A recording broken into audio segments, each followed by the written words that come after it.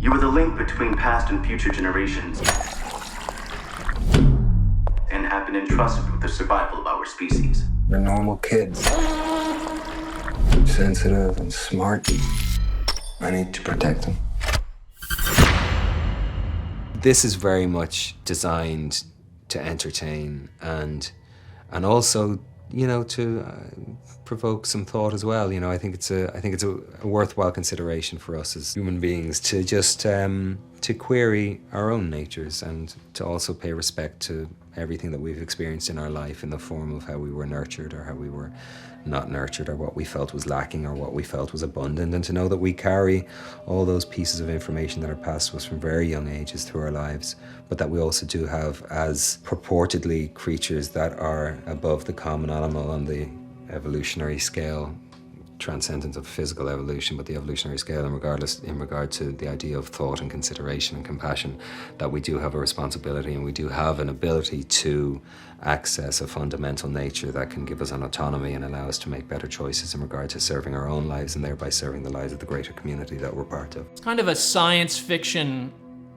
psychological terror horror movie. It takes place on a spaceship about 40 years in the future, and it's a multi-generational space mission to another planet, a newly discovered planet. It's going to take about 80 years to get there.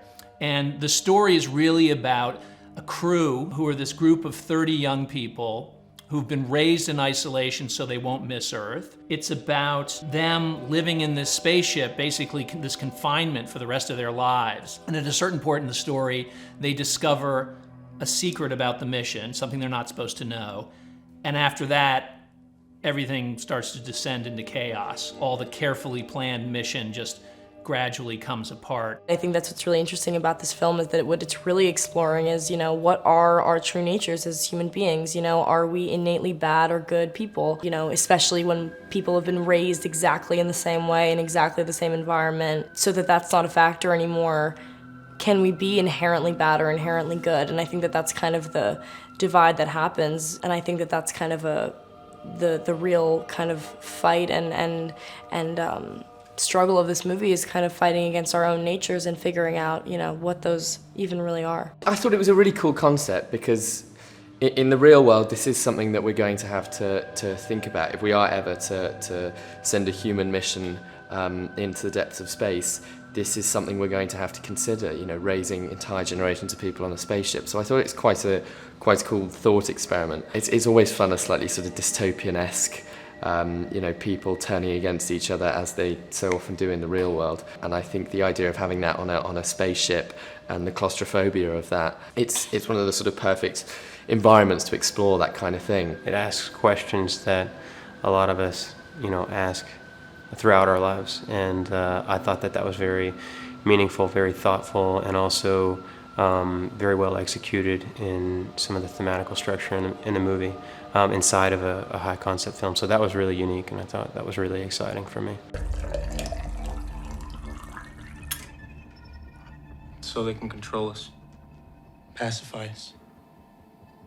The blue is basically a syrup that is mandatory for each crew member to take every day, that, you know, is said to be an enzyme, or is said to, you know, contain vitamins that you need. Christopher and Zach discovered that the blue's purpose is actually to kind of numb and dull all of our natural senses and the natural things that we would be feeling at this age, whether that's sexual desire or just kind of any kind of surplus of energy. They don't want us to be feeling any of that, and it's also hard to be feeling all those things living in such a confined space when there is no way out of it. So it's kind of a drug that they have created in order to make life kind of possible for us, so to speak, on the ship, but also to kind of dull all of the senses that they don't want. Your thoughts are solely focused on one thing, and for us that's kind of been guided to carrying out the duties on the ship. So that's what the blue does, and then when we're off of it, it's kind of like all of our animalistic, you know, instincts come to the surface, and we kind of go a little bit wild. Because, I mean, we're also teenagers, so it's ridiculous. We've never really known the full potential of what we are as humans, and as we slowly, one by one, come off the blue, those feelings start seeping in again, and yeah, it causes chaos. Selah really starts to feel the most human when she goes off the blue, like all of them kind of do. She's starting to feel all those senses that she's been kind of deprived of, that are normal human senses to feel. And so I think that she's coming into all of that, and with that also coming into her leadership qualities that to me she has innately in her. And I feel like she really comes into her own as a person and as a leader when she goes off the blue. Look, I get that you're angry, but I need your help with this. And the sooner we fix it, the sooner you can voice your objections to mission control. And I'll back you up. For the character of Richard, I needed somebody that was fundamentally good, with an incredibly generous empathy. And with Colin, you just see it all in his eyes. You know how he's feeling.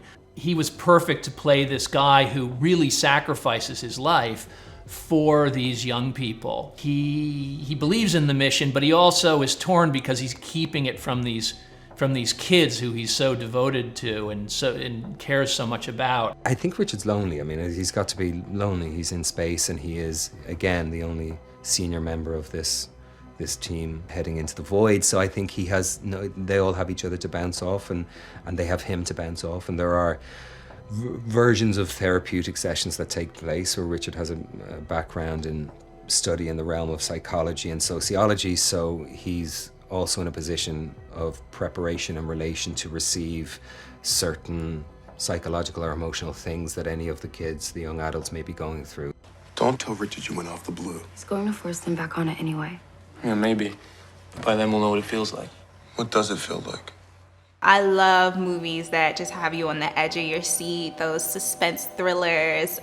So I'm really excited for people to see our movie, because even though it's in the sci-fi genre of it being set in space and it being in the future, it very much so is a psychological thriller, and we'll have audience members on the edge of their seat wondering what's next, and does this exist, and doesn't it exist, and who's gonna win. Take this person, this person, this person, this person from all these different environments, from all these different sort of lifestyles. Let's breed essentially these children. They're bred.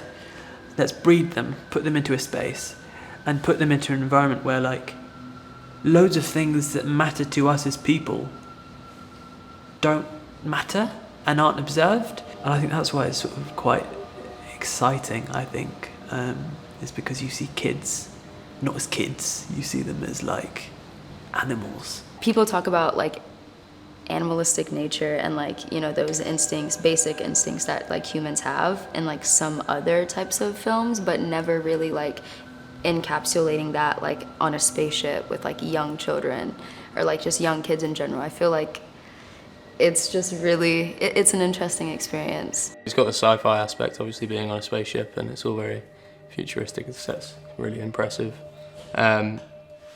It's got the thriller thing because it's in such a tight space, and it's kind of like a whodunit as well. It always is constantly keeping you guessing. I think it plays very cleverly with the viewer, where you never know who to trust, and you never know what is right or wrong. You never know whose side you're on, because I think it's a very specific situation that none of us have ever been in. We don't know what it means to be stripped to our very core of what makes us human. To me, the biggest theme of this movie is human nature and who are we really at our core when we take away things like experience and environment and childhood and all those things that aren't factors in this story. Who are we really when we are, you know, quote unquote, like it said in the script, pure humans, when we are completely unaffected by experience or anything like that, and we're all raised exactly the same way in kind of the most basic, necessary way possible. Who are we really at our core as humans, and what is our true nature when we're left to our own devices like this? To me, that's the biggest theme in the movie, and something that's explored quite thoroughly and very interestingly.